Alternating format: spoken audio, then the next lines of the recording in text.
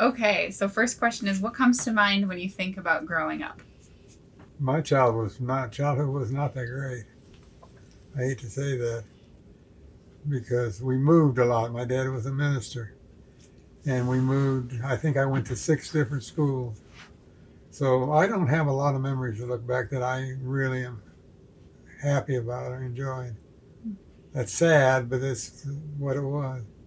You'd come home from school and the message was we're moving, and you had to make new friends and go into a new town. And so she was lucky. She grew up on the farm, very stable.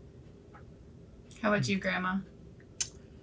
Well, when I was little, I was out in the field. My dad was shucking corn. I mean, shocking corn. And I decided that I wanted to go to school. And my brother was in school, and I decided I wanted to go to school. So I started walking to school. And Dad thought I went home, and all of a sudden they got a phone call sometime and said that, do you know that June is here at Maple Grove School?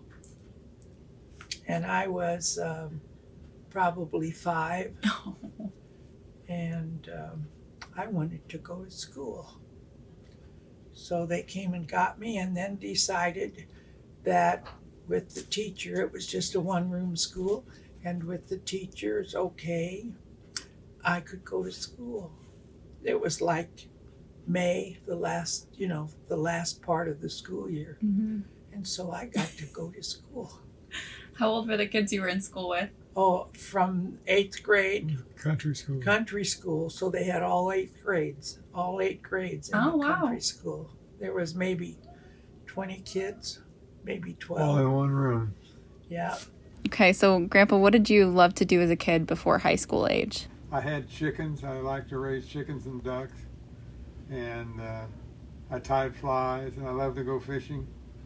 And I didn't hunt at that age because I couldn't use a gun. My dad didn't do sports, and so trapping. When I was 15, 16 years old, I had a trap line, and then as soon as I got old enough I could get a gun, I started hunting. But that's anything that was sports related. I didn't play baseball or football because I just wasn't good at that. Mm-hmm. But I still got my fly tying stuff. I tied flies and sold a few just as a hobby. How about you, Grandma? What did you like to do before high school age? What was your favorite thing? I don't really know that I had a favorite thing because I was on the farm. I liked to drive the tractor, and I could put up hay, and I milked cows and took care of calves, and we didn't have pigs, but we had a lot of cows, and I don't know that I just really had anything particular that I loved to do. I just did whatever needed to be done, and that's about it. Kids, we entertained ourselves. We didn't have any money to do anything. I got my first car when I was 15, paid $10 for it, towed it home, and worked on it for about 6 months before I got it running. Painted it blue. Yeah. We paid $10 for it. And I had to borrow that from Dad. We didn't get any allowance or No, we didn't anything, either. no. The one thing that I really didn't like to do was hunt eggs, get the eggs out, because the chickens always picked me when I had to reach under them and get their eggs. But otherwise, I don't recall that I disliked to do anything. I just did it. What do you remember most about each of your moms? My mom worked hard and did everything. She hulled peas, driving the tractor plowing the, harrowing the fields and stuff. She'd hull peas doing that. And I don't know, we butchered our own chickens, and when the freezers came about, when we had a freezer, we butchered our own chickens and put them in the freezer. And we had a stump, and she had 2 nails drawn in the stump, and she'd put the chicken's head between those 2 nails and chop off their head, and I'd hold their wings and legs, and then I'd stick them through a fence so they wouldn't, and they bled all over they bled, and I'd stick them through the fence so they wouldn't hurt their wings and all that stuff. I'd hold their wings, and then we'd stick them in boiling water and pull the feathers off. Yeah. And she just did everything she needed to do. Her mom died when she was 16, and she was the oldest. Sad. She was the oldest of 5 kids. So she just took over and did things. Mm-hmm. How about Grandpa? Oh, he was fine. Dad was good. He's a very loving, caring person, and always easy to get along with. And so I have a lot of good mates. He didn't like to do things that I was wanting to do, like fishing and hunting and cars. He was a minister, and basically that was his life, and he didn't have much interest in anything like that, anything else. Mm. And so, but he made up for it in other ways. And he was the person that we went to when we needed somebody. And so he was good, very good. Thank goodness. Yes, but they lived on what the people in the church gave them. Yeah, it wasn't much. They had a lot of green beans, and they'd get a chicken once in a while. Yeah. But they'd bring a live chicken to church, and with the legs tied together in a gunny sack, and give it to us with canned green beans and stuff. And Dad, if I remember right, the church fields were different distances from where we lived, and usually they were half-time churches till they got a full-time. And I think he got $17 a week, and then they would always give us food, and that's really eggs. Oh my goodness, we had eggs every day. But I still like eggs, but everybody would, because that's what these poor people had in these churches. They had eggs, they had chickens, they had green beans and things like that. There weren't freezers back when we were kids, so they couldn't bring us any frozen, so it was all canned things. Mm. But we never had any variety to eat, but we always had food. And a lot of chicken, a lot of eggs. Yeah, his mom figured out different ways to fix things. Yeah. Yeah. But I still like eggs and chicken. I don't know. I don't care much for green beans. You eat them 4 nights a week, you get tired of them. So let's start with Grandpa and your story on this. How did you meet Grandma, and how did you know that she was the one? Well, I went. You ought to let her tell the story. She tells it different. She loves to tell it. Well, how did you know that she was the one? Well, we'll start with that, and she can tell the story of how you guys met. Well, I don't know that I knew that immediately. I was going to meet a friend. I guess I can start the story. You can finish it up. 'Cause she still accuses me of this. I was living in St. Louis. I left home and got a job in St. Louis, and living by myself. And they selected herds from Illinois. They Ralston Purina put a fair on down on the riverfront, right where the arch is. It's exactly, the arch wasn't there, but exactly where the arch is today. And Mom sent me a letter, said that Rodney Garnett, who's a friend of mine from high school, his dad got chosen to have their herd there, and they were going to milk cows for a month in a dairy that they built on the riverfront, show city people what farm life was like and how they milk cows. And he said, you ought to go down and see him. Had no idea there was going to be anybody else there. When I got down there was like, what, 10 or 12 herds of cattle down there. And they were in different circus tents. And so I went in, I found Rodney, and through the day he introduced me to June. He was, her dad's herd was next to his herd. And he was from Missouri, she was from Illinois. And on Saturday night, he had a car. No, he had a date and didn't have a car. I had a car and didn't have a date. So he introduced me to June. And she didn't want to go. And her mom talked me into going. And she'll tell the story why she didn't want to go. But anyway, we went out, and you want to tell your part of the story? Well, you go ahead and finish, and then I'll embellish it. Well, I got to tell another side story. My grandfather always called my grandmother Blondie from Dagwood.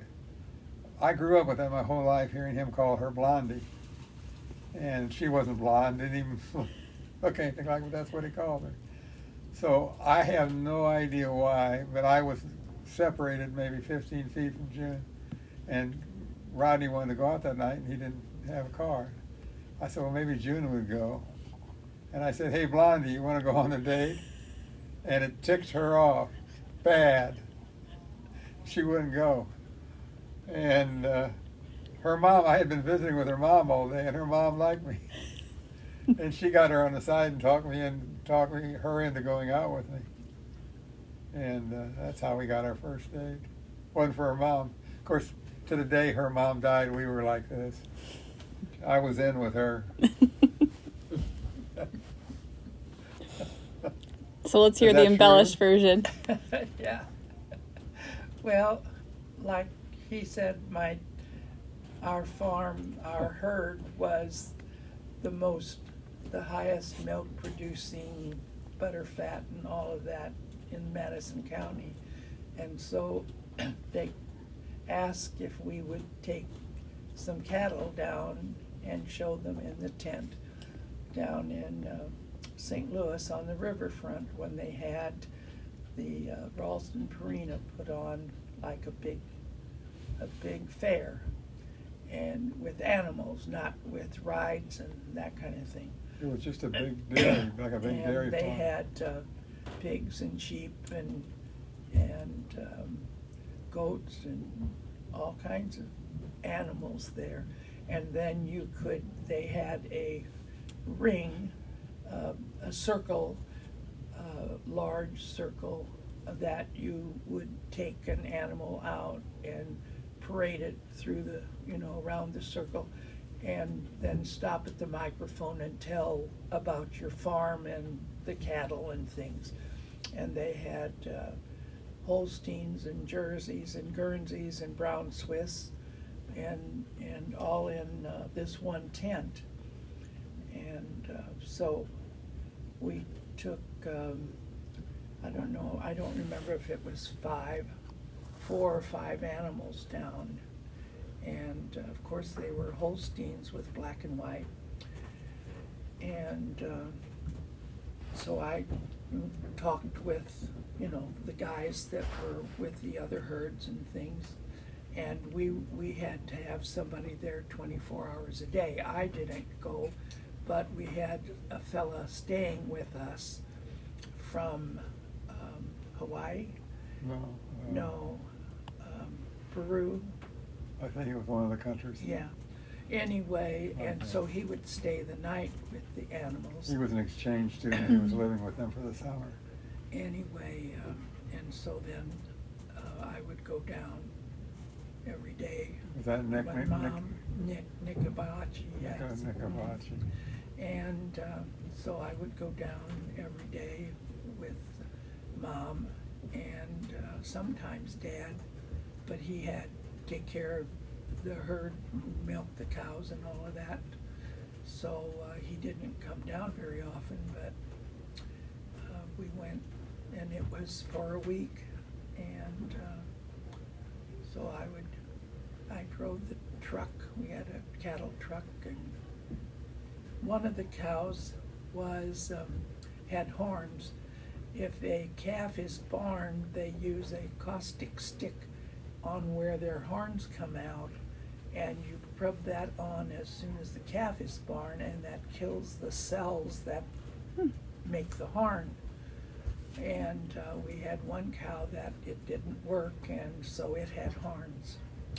And we would take the cows down to a milking parlor that they had for the family to see and have them milked. And this one didn't like the people around, and so it would throw its head around while I was leading it.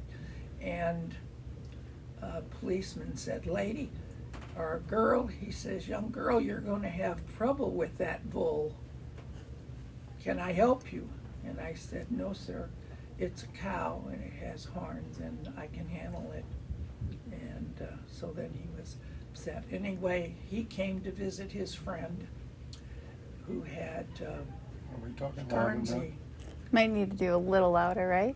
Yeah, I mean, the louder the better for to Oh. hear. He was talking to his friend. So anyway, he did talk to Rodney, and Rodney had the animals across from us, and so he said, anyway, the story was that Rodney didn't had a date from a girl that he knew, and Sid had a car. And he says, but he didn't have a date. So he said, ask June. And so he was one end of the tent. And it was like, No, I wasn't that he far. was down. We had 5, 6 cattle here. And then he was down on the end. So anyway, he said, "Hey, Blondie, you want to go for a ride?" And I said, "No." You know, we Yeah. were married 65 years. She still doesn't like that. I said, Never "No." let that go. And his mom says, "Oh, why don't you go ahead and go?" So, Yeah, I okay. had it with Mom. Yeah. So anyway, so I did. But she And got so- even with me. Back then, there were no interstates. The farm was like 30 miles into Illinois. She took us on every back road she knew. And it took me and Rodney half the night to get back home. We kept getting lost because she didn't leave any breadcrumbs for us to figure out how to get back to St. Louis. We had a Yeah. terrible time getting home. Terrible time getting home. Well, we took the back roads to get to the farm. Uh, And believe me. I didn't really think about it. And so anyway, they brought me back, and We took her home. Yeah. And so anyway, that's what happened. That's what we met. So that farm was where you grew up. Yes. What was the town name? The town close was Edwardsville. We were halfway between Edwardsville and Troy. My brother was going to the Edwardsville High School, and I was still in the country school in Maple Grove when they consolidated. And so our farm was consolidated into the Edwardsville district. And so he was able to finish, our farm was consolidated into the Troy district, but he was able to finish up in the Edwardsville district because he had Started. only 2 years to go.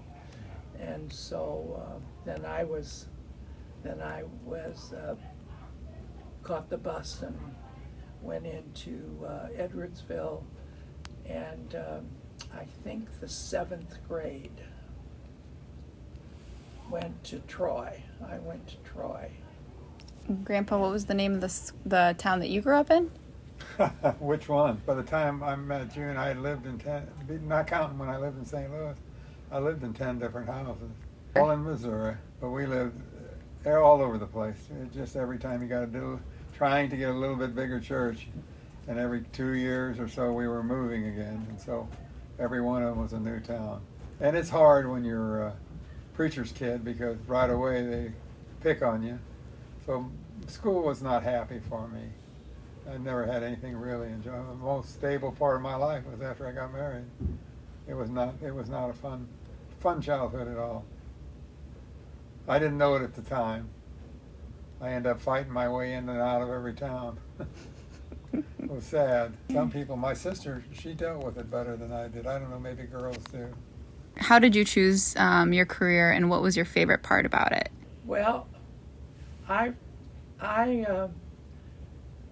won a scholarship from high school. There were 22 in my class, and they told me that I was the valedictorian. And I said, I went in to the principal and I says, no, I can't be the valedictorian. I'm not that smart. There's somebody else, and I named a couple. Somebody else is surely better than me. And they said, no, you're the valedictorian. And so you have to give a speech on graduation. And I thought, oh my God, I have to write a speech? So then they gave me a copy of some of the other speeches that people had done, and then my dad helped me write a speech. I'm not a writer. I'm a good talker, but I'm not a writer. Anyway, so, and then because I was valedictorian, I got a scholarship to go to college. I hadn't even thought about going to college. And my cousin is the same age as I was, and she's smart as a tack, and she's got a scholarship to go to Southern Illinois in Carbondale. Yeah. And so I said, well, she says, oh, we can room together in this house. She went to summer school already, and she said, I think we could room here. You could room in this house. So I said, okay, I'll do that. And then I had to go and figure out a major, what I was going to major in. And well, I knew how to cook and sew and can and do that stuff, so I thought, well, I'll just do home economics. And so I signed up for home economics and did that. And then we met, and then he kept coming down, and I'd have to get, he wasn't making any money, and of course I didn't have a lot of money either, because I was on the scholarship. It was a I would come full-ride down to scholarship. Carbondale, which is 100 miles from St. Louis. And Yeah. what was the year that you guys met? What year was that at the dairy, at that farm? Probably 55, around there. 55, 56. I graduated in 55, so Or yeah, did you? it So was 56, I guess. probably 1956. Oh, okay. probably. So I graduated from high school in 55, and we went. So he was coming down to Carbondale to see me, and then we'd sneak him into the basement of the house so he could It was a sleep. girl's, it where wasn't a it was dorm, it was a girl's house. A house. But I didn't of the have any lady. money to stay anywhere, so the girls would help me in. Yeah, They'd and we push really me through didn't the window. mess anything. I'd sleep on We a didn't- couch in the basement, and we never did anything wrong. No, We didn't do anything wrong. We couldn't afford to do anything wrong. So We go out Otherwise- on Sunday, we lay on a blanket at the wildlife preserve. at the yeah. And she'd have to lend me money to get home sometime. $1 worth of gas would get me home. Yeah. Or it took 15 cents to get across the bridge. Back then you paid to get across the bridge. It was 15 cents. One time I didn't have the 15 cents. I talked my way across. Guy let me go across. Yeah. But I think I was only making $1, $1.50 an hour. Then so then I went back for the second year, and I guess I was 2 years down there, and then we decided to get married, And so then I started on the third year down here in Carbondale. But then I just got feeling bad, and I had sinus infection and all kinds of things. And my counselor here said, you know, Edwardsville, the SIU has bought a campus. They're going to have a campus in Shirtliff College. They bought the college, and why don't you go there to do that? And so I said, well, that's probably a good idea. So I moved back home and started in Alton, and they did not have home economics. They had, so I said, well, I guess I'll do education. And so then I got the degree in education, and I went to school at night, and I had 2 years of college here, and I had basic education courses because I was going to teach home economics, or, you know, and so I had my basic education courses, and they needed teachers. And so I applied to get a job teaching, and I applied in Alton, and I was accepted to teach, I think, 4th grade maybe. And then they needed teachers in Troy, and so I applied at the Triad District, because that's where I went to school in Troy, and they had a 1st grade teacher needed. And so then I went back to Alton and asked if I could be released from that scholarship, that contract, because I could teach much closer in Marine. So that's what happened. So I really God had his hand in all of it, because, like I said, I won a scholarship and had no idea, what to do. And then I bounced back, and in Shirtliff College, they had classes, and I would take classes. And so I finished classes in Shirtliff, and then the graduating class, it took me 10 years. I graduated in 60 something, 65 probably, and because it took me 10 years to finish up because I was teaching school, and then raising children, and we had a couple of kids. That's because, like this little sign says, we didn't keep 6 feet apart. Anyway, so we had kids, and we lived in a trailer. Mom and Dad knew somebody that had a trailer. So I don't remember how we got that trailer. Yeah. We bought it, but I don't We remember. bought a trailer, so we There wasn't parked much. it on the farm, and it was good. Anyway, that's, Well, we were happy. yeah, we didn't know any better. How many kids did you have raising in the trailer? One, Just Mark? just Mark, Just one yeah. in the trailer. And then, one at the, we He bought was- we bought an older house in it, or a fixer-upper. We lived there, 5 years? yeah, probably. And then when we started our own house, we built it. 65. Lived in the 68. basement for 3 years while I finished it. We did it all. We built it from the ground up. We And, had help pouring the walls. And Well, the basement we Yeah. did, we had that poured, but the rest of it we did. Her dad and June and I carried the floor joists and put the walls up, and a neighbor of mine was a contractor, and he helped us with the roof and windows, I think, as I remember. We did it all. He did the plumbing and the electric. Never did plumbing, never did electrical before. But you figured it Just out. got a book and figured it out.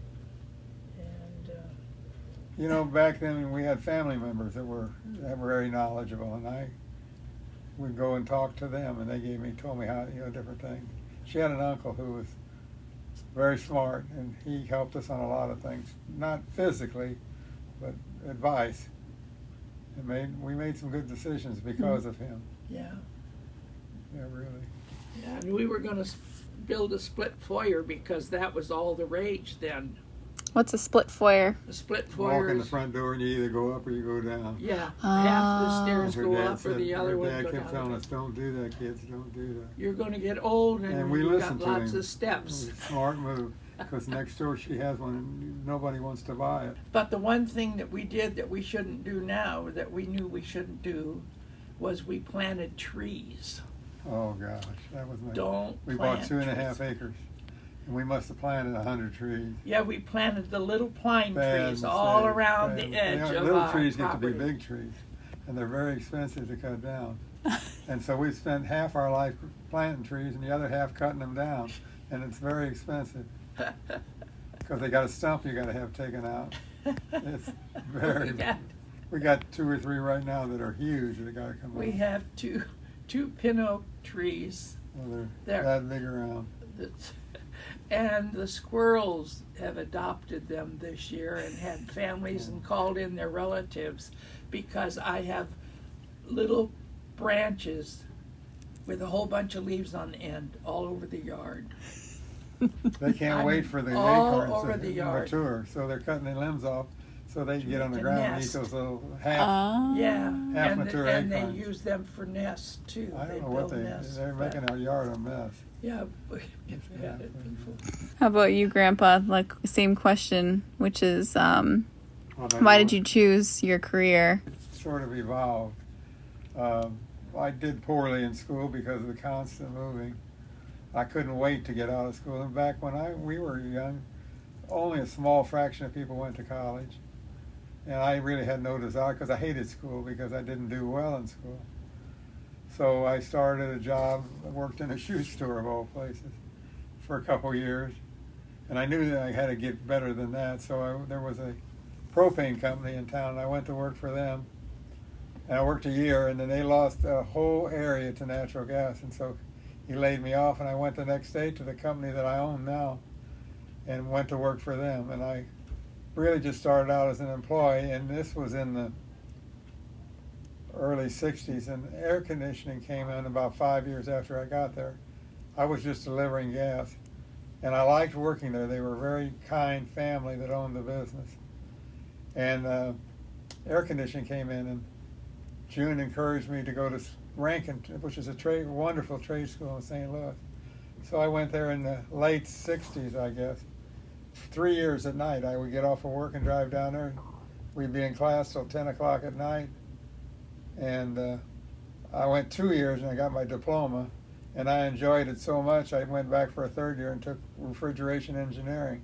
And I found out I wasn't dumb. I found out I really could master that stuff. And I never had the opportunity because I never got to stay in one place long enough. And so I worked for the family, and then I managed the business as they got older and the owner died. The son was not doing a good job managing it. So they placed me in the management position of running the company. And after a couple of years, they offered me the opportunity to buy out some of their 2 daughters. And the family that I own that business has treated us very well. And so I've been there all my life. And now Teresa and Jeff are there, and they've been there all their working career. And we have grown the business immensely, and really did a lot of wonderful things with it, and they have also. They've taken it to a whole new level. I'm not as great on technology as they are, but it was God's hand. You know, how could it have worked out the way it did? So wonderful. The family was so good to us. And she's been so good. Well, yeah, I don't wanna cry We on could write camera. that in blood.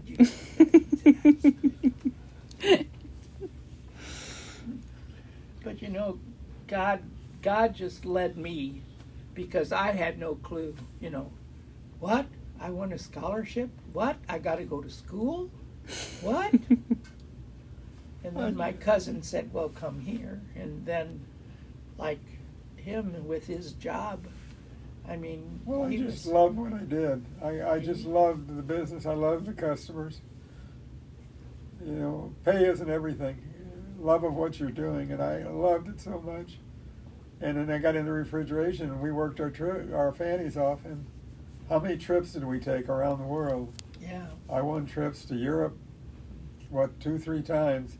We went to the Bahamas once, yeah. Las Vegas once, Mexico once. Bought heating and air conditioning by the truckloads, and Wow. kept winning trips. And we even turned trips down because Mark was playing college ball, and we turned down the trip that I won to Morocco Yeah, and one to the Virgin Islands yeah. that I didn't even take because we wanted to go to his foot. It was right when the football games were going on, and you couldn't, if you didn't take it, you didn't get it. And so I guess we won over 10 trips. I have no idea how much merchandise we sold. And then as I got older, I couldn't find people to do the work the way I wanted it. I had always had people working with me, but when I needed to be managing the propane business, I couldn't go out there and bid jobs and survey everything, and I'd have to send them back to redo stuff, and I just didn't like that. So we went out of the heating and air business after probably Because 40, nobody wanted to 45 work, years. yeah. Nobody wanted. You couldn't find people that, well, they would work, but the quality of the work was not, if you weren't standing right there. Mm. And most of these customers were our gas customers, and I had an obligation to do a good job, and I just couldn't cope with it. So we did close that business, but another door opened. We had a fire in 1990 that burned we had just remodeled the office. It wasn't done a week, and we had a thunderstorm that struck the building and burnt the whole inside of the building out. And so I didn't know what to do. The town come and helped us. The contractor brought us a trailer. We actually, the morning of the fire, it burned all night.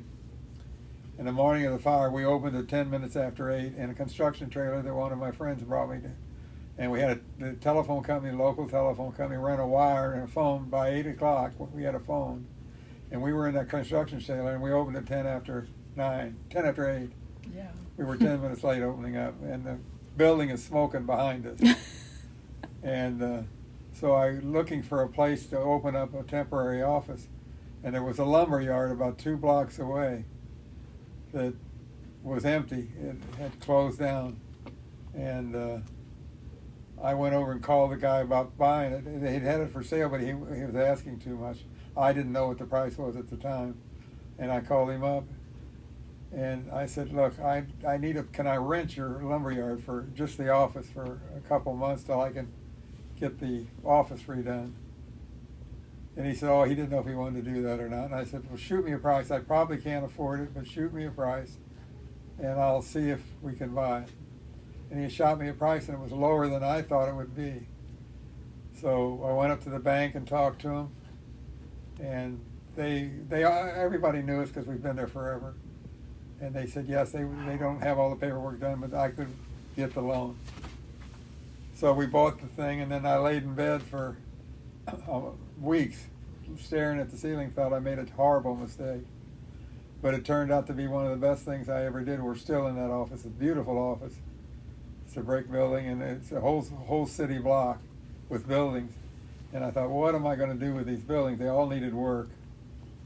And I ran into a guy that built pole buildings, and he needed work for his guys. Economy just happened to be bad at that time. And so I said, well, let's try something. I see mini storages just starting. There were none anywhere. There was just one other mini storage. I said, I think I'd like to put up a mini storage. So we took one building, and with my contractor friend that lived next door and with the guy that did the pole building, over about a month, we made a mini storage. I think there was only 15 units or something like that.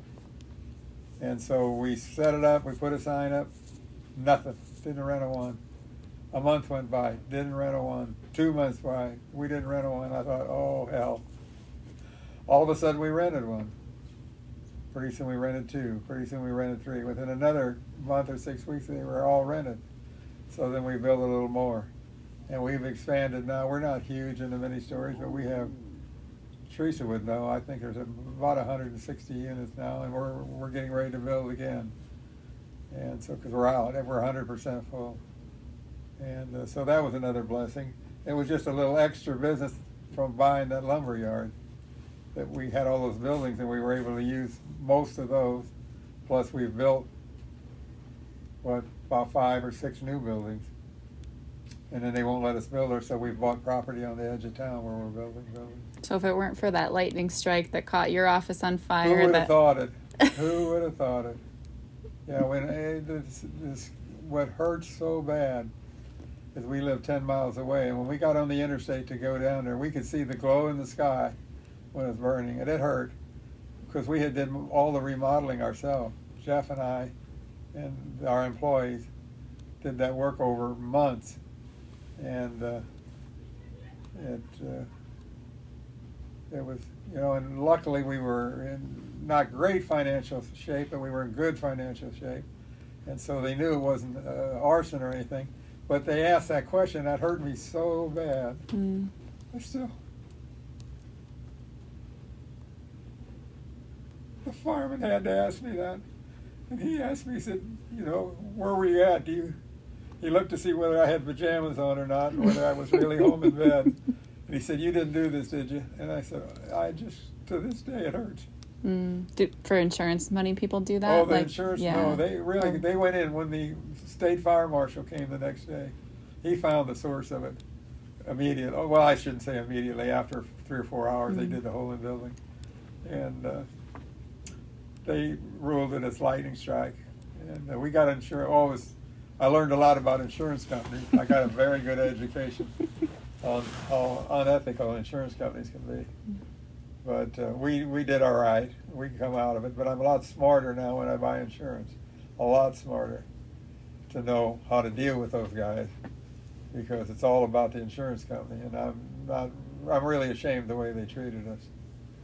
But anyway, we got through it. Well, it's getting hard for us now in our business because we're so blessed with the customers that we've got. We have sometimes 4 generations of the same people that have stayed with us, and now they're dying. Yeah. And we go to a funeral almost every week, and it is so heart-wrenching. These aren't customers, these are friends. They happen to be customers, but they are friends. When somebody is your customer for 40 years, you become very close. And we treat them that way.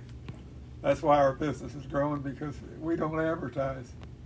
It's all from word of mouth.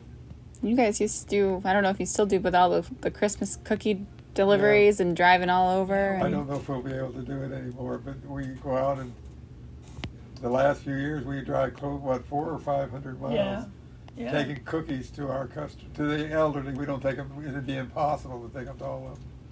But we take them to seniors like ourselves. We're out there delivering cookies to people that are our age. But it makes their day to see that you thought of them. You drive in the driveway and walk up the door. They don't care about the cookies. They care that you cared enough to come out. So, last year we couldn't. We didn't do it with the pandemic. We had to order them. We got them from Swiss Colony? Yeah, Swiss Colony. We sent them to a lot of the same. Little box. We had to do something. Yeah. We started out, we had Amish cans, the first few years. Well, that's a story in itself. I could tell it real quick. we were in a big box store. Oh my goodness, 25, 30 years ago. And it was Christmas time, and they had little poinsettias sitting on the floor, hundreds of them. And I said, honey, let's grab 20 of them and take them. I named this lady and this lady and this lady and this lady. Let's take them a poinsettia. And I had a van at that time from the heating business, and we loaded the van up with poinsettias. And we went out and we started delivering them. Well, we got so pumped up for getting these hugs from these elderly ladies that tears would be running down their face. And we got so excited we came back 3 or 4 times, loaded the truck with poinsettias, and we did that a couple years in a row. But poinsettias proved to be a problem when it was really cold. You put them in that cold that van. 1 year. By the time we got to the last of the poinsettias, they were drooping. I said, we got to find something. The poinsettias are not, you know. So we happened to be some Amish ladies that we knew, and we Down asked here, them. yeah. And we asked them if they would do cookies, and we did Amish baked cookies for 4 or 5 years. Then they got old like us, and they retired. What do you believe about yourself that helped you become successful and deal with hard times? Well, I don't know. I don't believe in myself as much as June believes in me. She encourages me a lot. She's a good lady. I get that whip out. Tell her. Yeah, I don't know how much I believe in myself. I was always confident. I did not know when I was in school that I had a very good mechanical aptitude. I had no idea until I went to Rankin, and I just flew through everything. It was so easy for me. I didn't realize. And when I got into heating and air conditioning, so I think my confidence grew out of my mechanical aptitude. I just, and being able to work with people. I was always able to work with my employees and my customers. And I know I was pretty good at that. Mark always told me I could sell a refrigerator to an Eskimo. Yeah, I had a drawing that he drew a long time ago hanging at the store. I don't know whatever happened. I guess the fire probably got burned up when the building burned. But he had a drawing of a van with the name of the company on it, speeding off, and this Eskimo standing there with a puzzled look looking at a refrigerator. So I had a ability to sell and service and mechanical aptitude. Being able to fix things was kind of easy for me. Really was never hard. I remember when we got our first colored television. I still didn't have a lot of money. We were buying the business and didn't have a lot of money. I had 4 kids. And we had a Quasar television. They called it Works in a Jar. And it was half tubes, vacuum tubes, and half of it was solid state. And it quit working. And we didn't have the money to get it fixed. And it was only a couple of years old. And so I took the schematics and studied them. And I could just learn how to read schematics.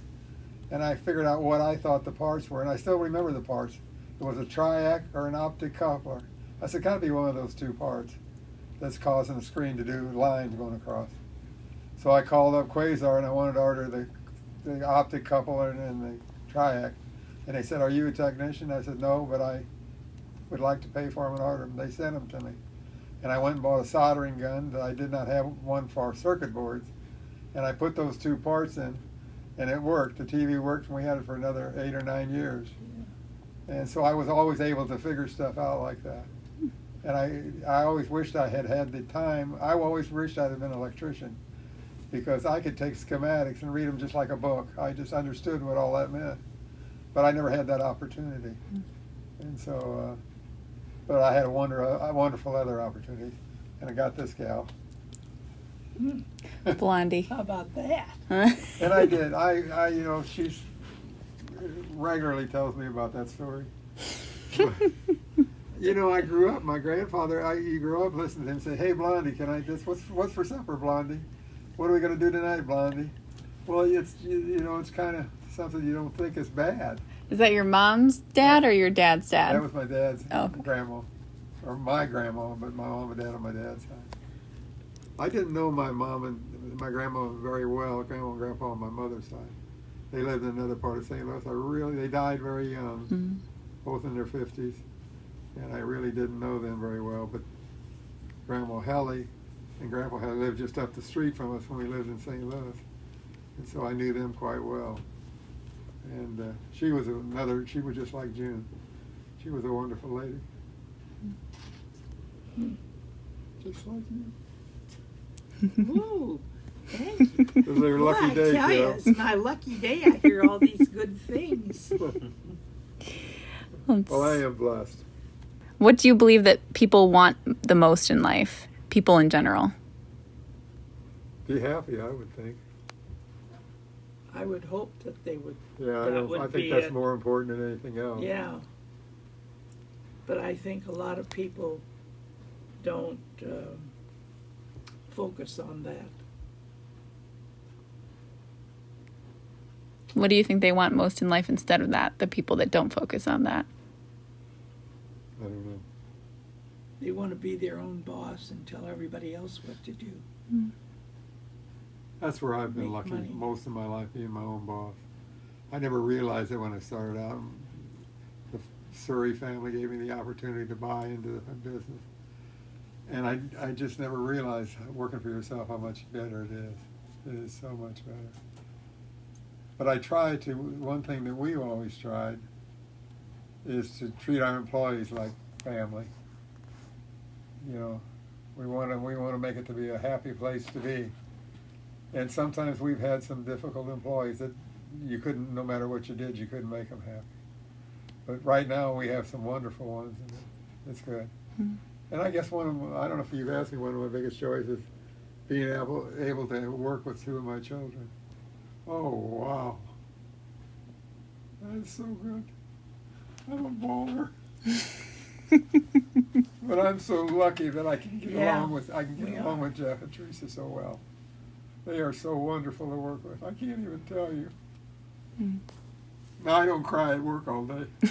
I believe. We believe you. These are emotional questions. No, it's not very And often. with my health going down the tube, it hits me harder. Mm. It's not too many families that get to do that. Get to work with their children. No? No, that's what I tell you, to get up in the morning and get along. We get along. Oh. I'm not to say over 10 years we haven't had our spats, but there are few and far in between. Very few. Okay, They just say in general, when you work in the office for someone else, those people you see more than your own family. Yeah. So it'd be a beautiful thing to be able to that actually be your family. Mhm. That's what I always thought about with you. Mm-hmm. What's your Last question before we head up would be, were you guys ever scared to be parents? Were we scared to be parents? Probably too dumb. We didn't really think about it. They just happened. We didn't stay No, 6 feet when you apart. found out it happened, what were your initial thoughts? Oh my God! Yeah, she says, what, again? It's a sinus infection, Doc. No, it's not a sinus infection. Yeah, the last two, the first two were planned. The second two were surprises. I don't think they were planned either. The second two were surprises, but that was so wonderful. Such a wonderful surprise. Such a wonderful surprise. And we've done well, I think, with them. I don't know. I hope we have. Kids seem to have turned out all right. I didn't spare the rod. We came from a different era. We believed in using our hand and giving them a whack on the behind. Still, they need some. Discipline. Dr. Spock ruined this world. I really believe that. Who's Dr. Spock? He wrote the first parenting book that you shouldn't. Oh, did he? You shouldn't. Discipline your kids. How to discipline them. You know. I walk in a restaurant and I see these parents. You want this? You want that? You don't want that? You want this? You don't want that? I never did that when I was a kid. I ate what they put in front of me, or I would be in trouble. I didn't get to pick what I wanted, Mm. and I did all right. And My our parents kids- didn't abuse me. They didn't. I didn't get. I got a few spankings, but not that many.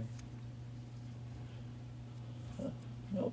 Our kids, they ate what I fixed. Yeah, we didn't make any special Except meals the- for them. Except the liver. Teresa didn't like the liver. Our kids don't like liver, and we tried every way we knew how to camouflage it. Her and I grew up eating liver, so we didn't have a lot of choices. and we like liver.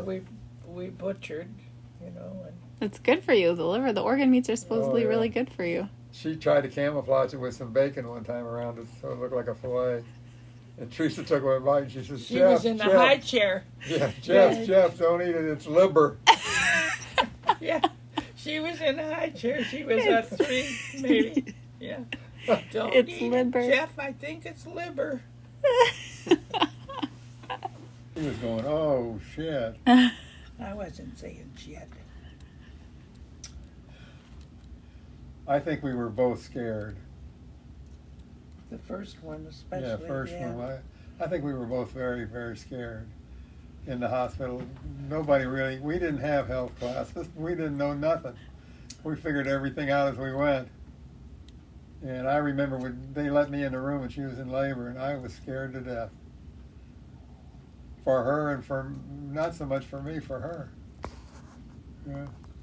Because you don't have all the television and stuff that you have now. We didn't know anything.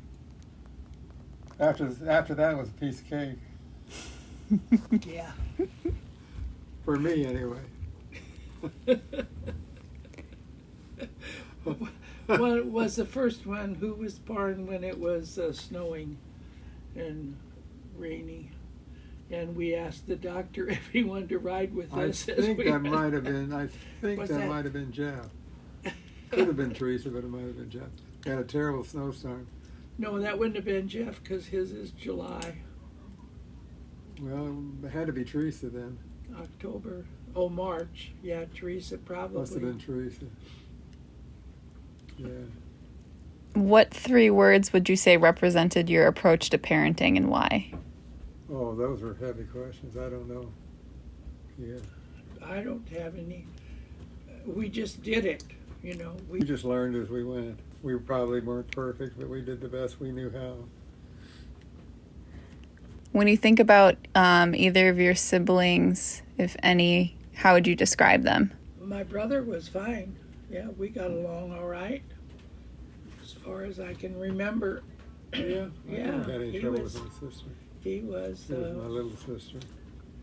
He was 4 years older than me, and I don't know. We just did what we were supposed to do, I guess. I don't have any, any memories that are bad or unhappy or anything, except when he was called to the service, when he got called to the service and got married, then I had to do all the milking for him because he was gone. I took over, but anyway, we just did what we needed to do and didn't really question it. I wasn't unhappy about doing anything. Yeah, well, I don't have any. We didn't do a lot of things together after we did when we were young, but as we got older, we always each had our own friends, and so I don't have all that many memories. None, all okay. We got along.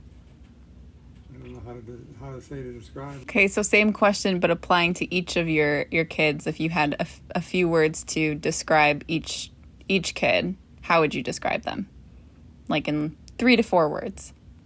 Wonderful, wonderful, wonderful, and wonderful. Yeah, you want to say the same thing for all of them because they're all good. In a few words, how would you describe each other? Oh, that's scary. She's my emotional support. I tell you what, through life, she's been wonderful. She's always built me up, helped me. Thank you. Yeah. Yeah. I always could go to her for everything. I just kind of go with the flow. I don't. Well, when we got married, I didn't have a lot of self-confidence. I really didn't. I had a lot of failures by the time we met. And she gave me the emotional support. She believed in me. And she gave me the emotional support that I needed. And I don't know where else I could have found that. And I held my emotions this time. But it is emotional. Because I didn't do, like I said, I didn't do well in school. And because we moved, and the problem what I had with school was I would go in the middle of a year to a whole new campus, and they were studying totally different things than when I left to another school, and so it was hard. And so I really had struggled till I met June, and she had enough faith and knew that I knew what I was doing, and she strengthened me. She gave me a lot of strength. She is my strength. She is my strength. Because she's a tough old bird. She really is. She's a lot stronger than I am. She simply is a lot stronger. And she has a very, very strong faith, which really has helped me. And it's my rock. Very lucky that I found her. Very, very lucky. Thank you. Out of all the world that I run into this girl, I'll never know. But I called the her cow blondie. I called her barn. Yeah. blondie. I called her blondie, and it worked. You found me in the cow barn. So how about you, Grandma, to Grandpa, if you had a few words to describe him? Well, he's just always there and always inventive and just always knows what to do, how to fix things, how to do things. And we just... That's one of my blessings in life, is I can size up a situation and act on it. And I've always been, that's why I was successful in business. I am able to walk into a situation, give me a few minutes to think about it, and I can really come up with usually some pretty good decisions. And that's a gift. I didn't cultivate that. That's just the way I've always been able to work all my life. And did some things that I am proud of in business, that I really stuck my neck out, like the mini stories with it. Really stuck my neck out on that. Stuck my neck out. When we bought the business, I took every penny we had and put into that. And a lot of money we didn't have and put in it. We paid for years paying that off. And it was a good decision. Wasn't too sure at the time, but it turned out all right. Yes, did. Yeah, and a lot of the decisions we made in business were good. And that's one thing we were always able to do, is run things by each other. Kick them around. Didn't always agree, but most of the time we did. Didn't we? Yes, We did okay. I think so.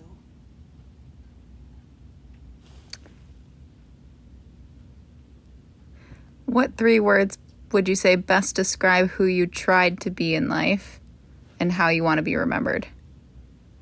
I think we both want to be remembered by how hard we worked. We worked 2 jobs most of our life. She taught, I worked a business, and then we farmed for 17 years, plus built a house ourselves. So hard work, I guess, would be the one thing I'd want to, you can get a lot of things in life if you work for it. And so we didn't wait around, we just went after what we wanted. Yeah, we just did what needed to be done. Yeah. What have you learned from your experiences? What have you learned about other people in life in general? You want to answer Roll my eyes. No. I've learned that 99% of the people are good. You got to trust people. And that's what I've done in business. And 99% of the time it's worked out. A couple of times I wasn't sure. I remember one guy came in one day, and he'd been a customer for a while. And him and his son were both customers, and the son went bankrupt. And he owed us a lot of money. And he got in trouble because of his son, trying to help him. And he said, "Sid, I'll pay you. Someday I'll pay you." And I never bothered him. I never sent collection letters. I never let him know. I had faith in him. And about 5 years later, he walked in the door and wrote me a check for what he owed me. And so I think you have to trust people. And so I think most people are good. 99% are good. You get along with We people. lose. We've lost money from customers. But I just look at that as part of being in business. But I have been far more blessed by the people who came through for me. It might have taken them a little time, but sometimes you just gotta, not everybody is as lucky as you are. And sometimes they fall on hard times, and you gotta remember that. And so if you give people a little time to get back on their feet and not bug them to death. I could have turned a lot of people into collection. I never did that. I just never believed in that. And Teresa knows, we always figure if we lose a little, we lose a little. But I think we've had people come in and they shake our accountants and scratch their head. Is that all you lost over these years? It's a very small amount. So. What do you guys both think that the world needs more of right now? Love. Caring about each other. Yeah, don't you? Yes, being responsible for yourself and not think that you're more special than anybody else.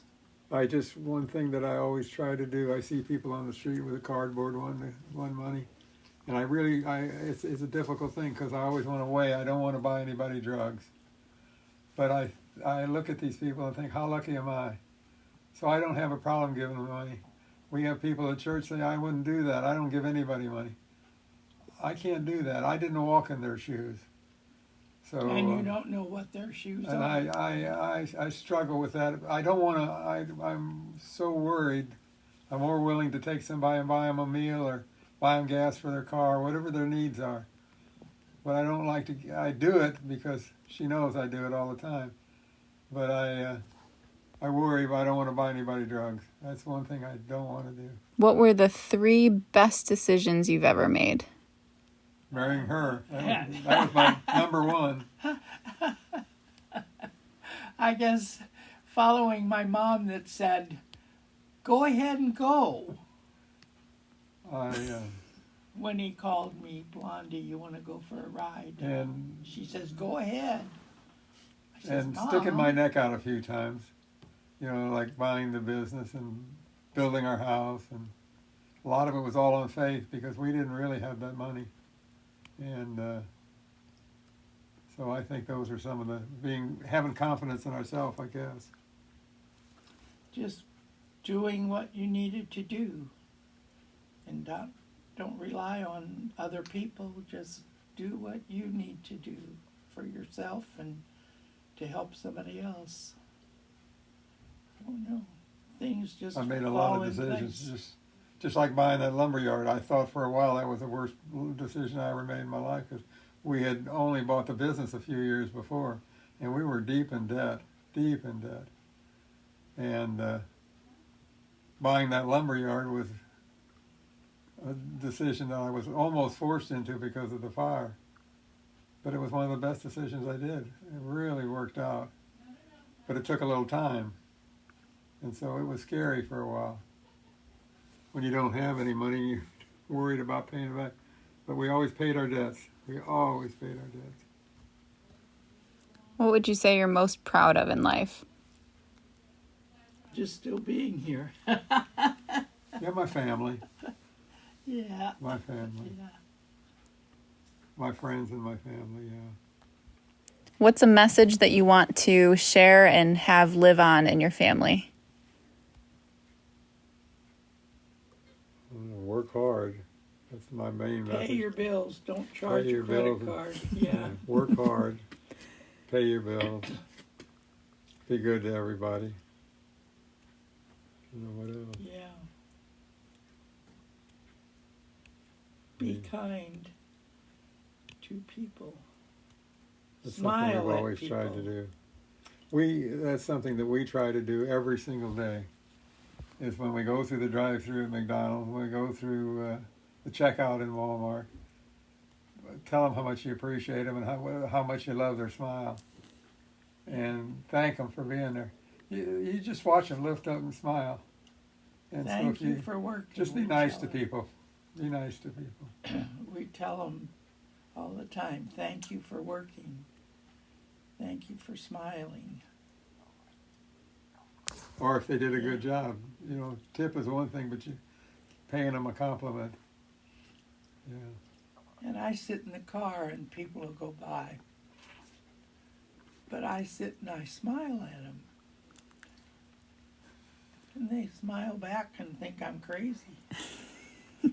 We talk about that for a while. Yeah, I smile at them. You smile, that lady's looking at you like you're cuckoo. Yeah. And I talk to strangers too. I vaguely remember you wearing clown stuff in the convertible too when I was Yeah. younger. She used to drive from home to school in her clown outfit. And people would stop at a stop sign and everybody's staring at us. Or I would take her to school sometimes in her clown outfit. And you would really get the looks. Clyde was a clown for the Shriners, my brother, and he was a Shriners clown. And I don't know, I needed a Halloween costume or something one time, and so I just made Well, once it, she started, she did it for quite a few years. Yeah, I'd go to nursing homes and, School and nursing homes and churches.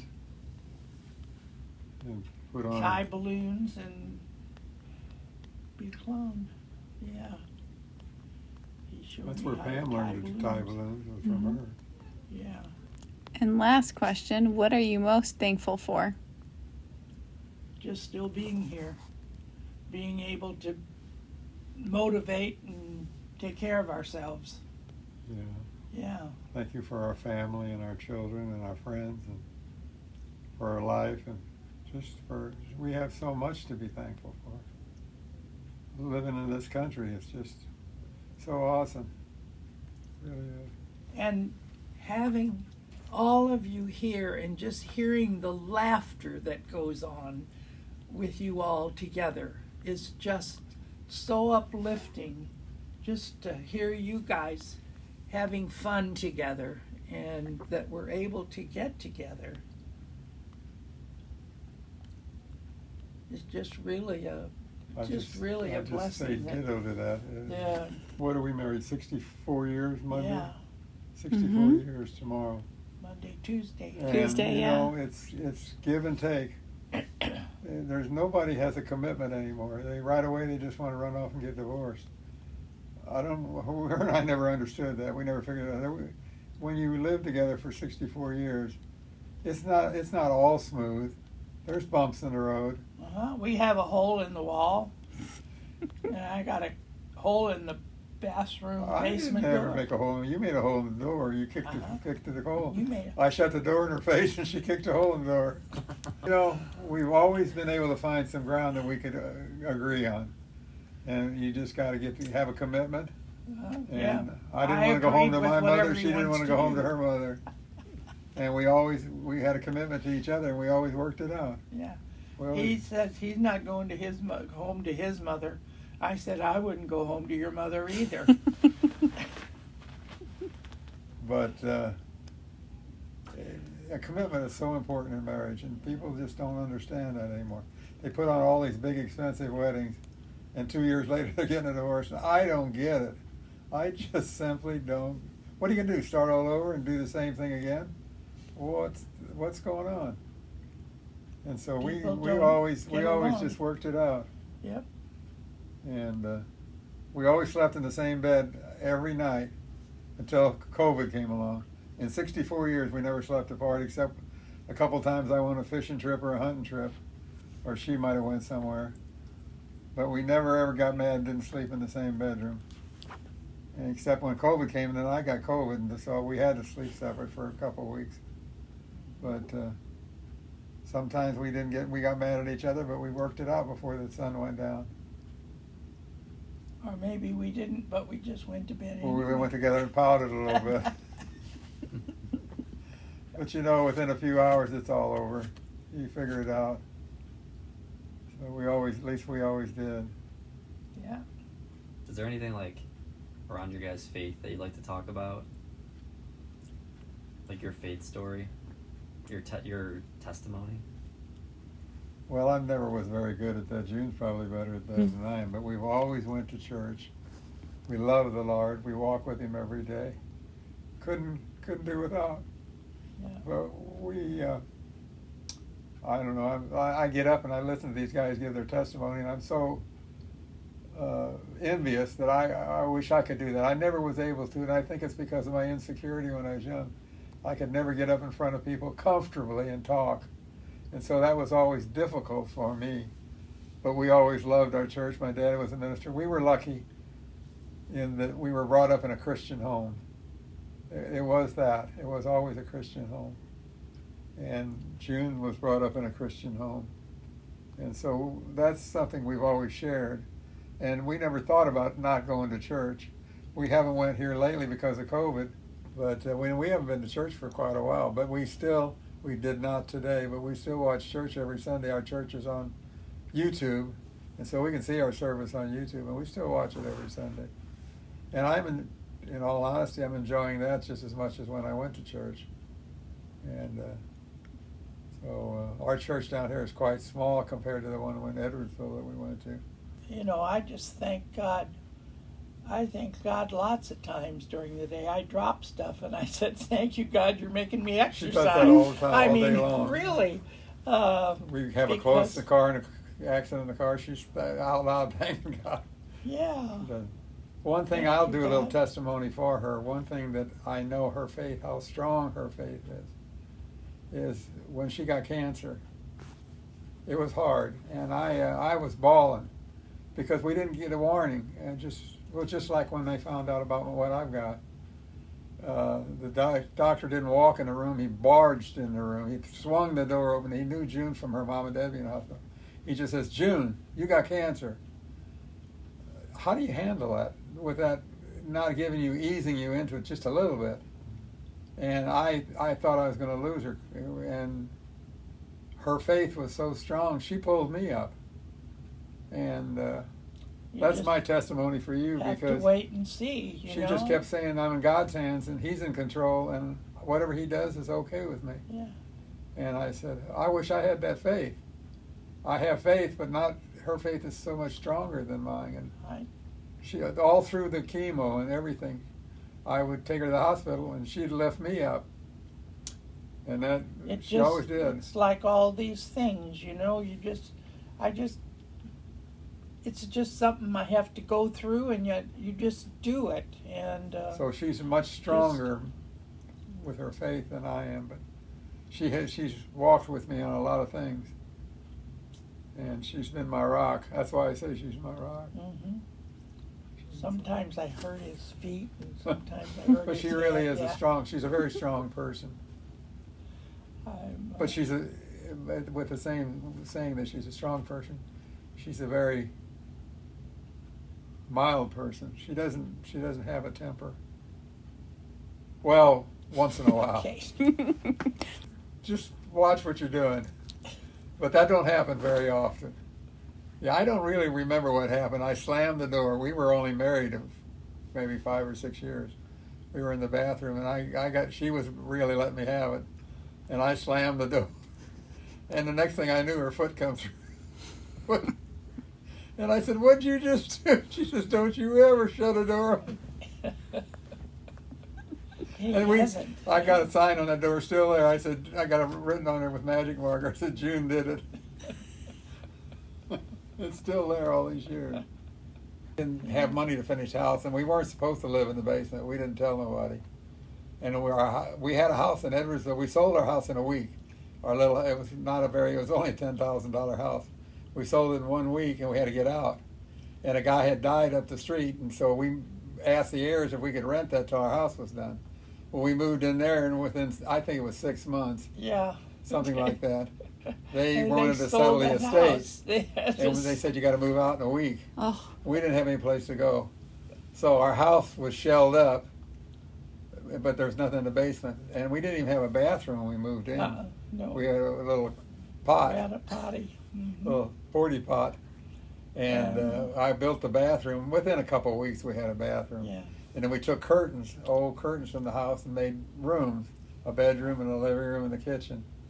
And then we lived in there while I finished the upstairs, because we did it all. We wired it, we plumbed it, we hung the drywall, we insulated it. In the basement, I put masking tape over the plywood floor, so that the dust wouldn't come down and the cold air wouldn't come down. So I taped all the cracks where the plywood with some masking tape. We got a lot of stories about building our house. Yeah. We have 8mm movies. I think we got them on tape now on a CD, where we were carrying the floor joists, and I'm walking down the beam with a 2x10, and she's walking down a retaining wall on the other end, 8 foot in the air.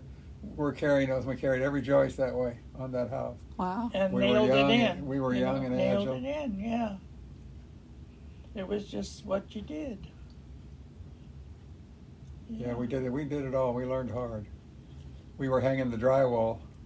There's a little side story. We were hanging the drywall, and we got to the last room, and we were working nights In doing the that. kitchen, yeah. I was totally, completely wore out.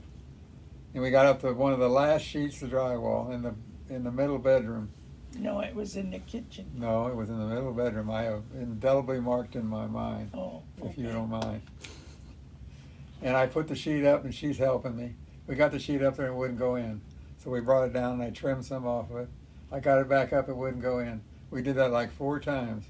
Got it up, and it's heavy. Those sheets of drywall are heavy. Got it up, and it slipped and fell out of my hands and went over and broke in a couple pieces against some sawhorses. And I jumped off the ladder, and I got mad, and I took the hammer, and I started beating it to pieces. I'm just beating it to pieces. And she's standing over leaning against the wall, watching me have a temper tantrum. And she says, I think we need to quit for a couple days. Right? Yeah. And we did. We didn't work for a week. We just I was just completely exhausted. We come back and cut a new piece of drywall and it fit the very first time. Yeah. But I wouldn't tell you that was over the kitchen table. Okay. Yeah, it was. I learned, you just submit. It's easier.